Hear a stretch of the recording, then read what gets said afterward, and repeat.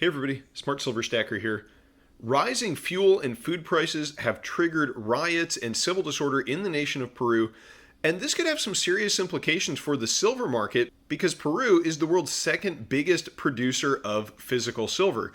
And this comes at a time that we are already experiencing record tightness and record premiums in the physical silver market. Right now, the paper spot price of silver is about 25 bucks, but if you want to get a 1 ounce round like this, you're going to pay about 30. And if you want to get something like a US Silver Eagle, you are going to pay between $38 and $40 right now. So any disruption to world silver production at this point is going to have a serious impact. And it's not just Peru. There are several major silver producing regions around the world right now that are at risk. So there's a lot going on in the world of precious metals at the moment. Developments are coming at us very quickly, and we've got a lot to cover. So let's get to it.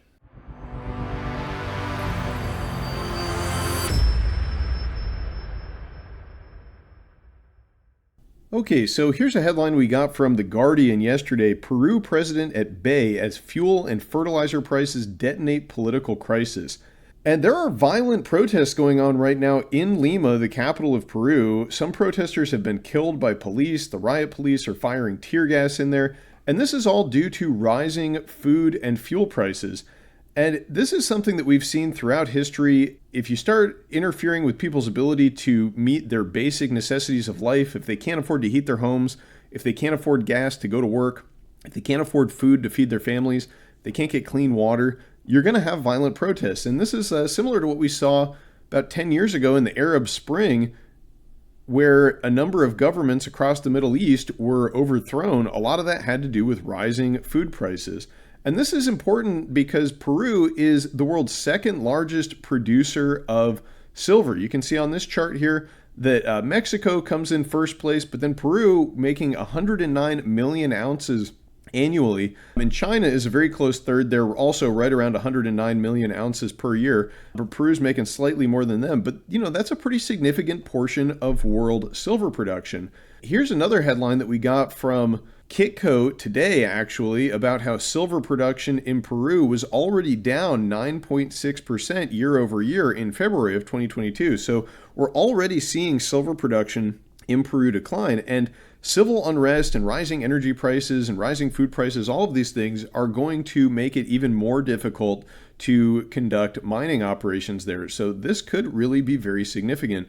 But, if we take another look at this chart, you can see that it's not just Peru that's really in a risky place here. Mexico, I guess Mexico and their supply of silver is fairly secure.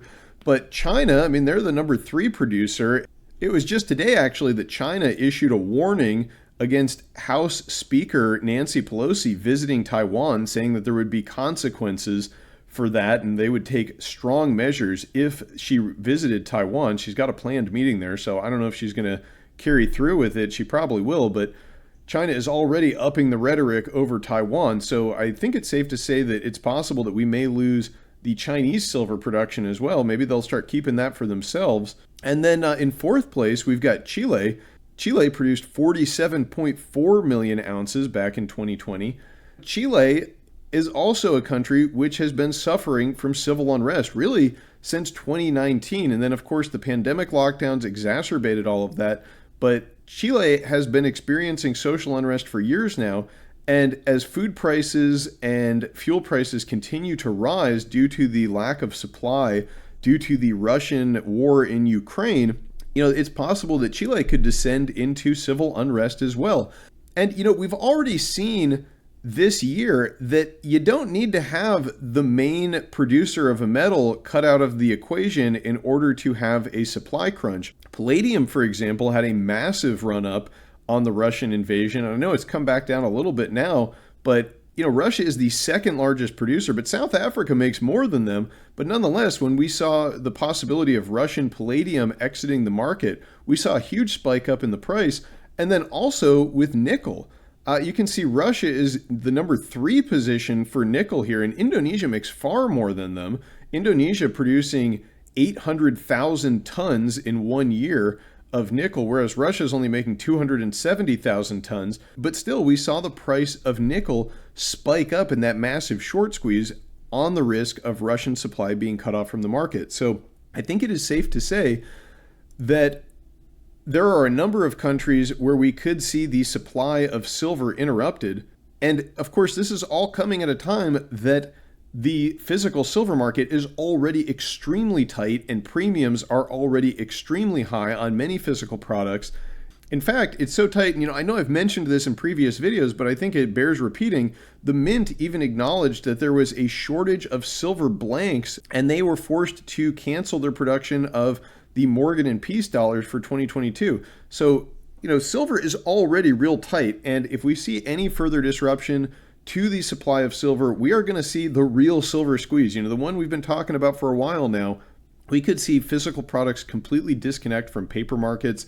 The spot price, maybe they'll manage to keep that down, although, they weren't able to do that in the nickel market. All that shorting and manipulation eventually resulted in a massive short squeeze, even in the paper market, where they had to halt trading. And, who knows, maybe they'll halt silver trading. But that's why you want to get physical in your hand, because, they can't halt you from going out and selling your own physical silver. So that's why we always stack physical, and now might be a good time to add to the stack. Of course, none of this is financial advice, just a guy on YouTube, take it for what it's worth. But the silver squeeze and the silver shortage may be about to get a bit worse. And if you like this video, please do give it a big thumbs up down below and consider subscribing to the channel. And if you'd like to see more videos about gold, silver, and the economy, then check out the videos that are popping up on your screen right now. Thank you all very much for watching. I will catch you next time. Smart Silver Stacker, out.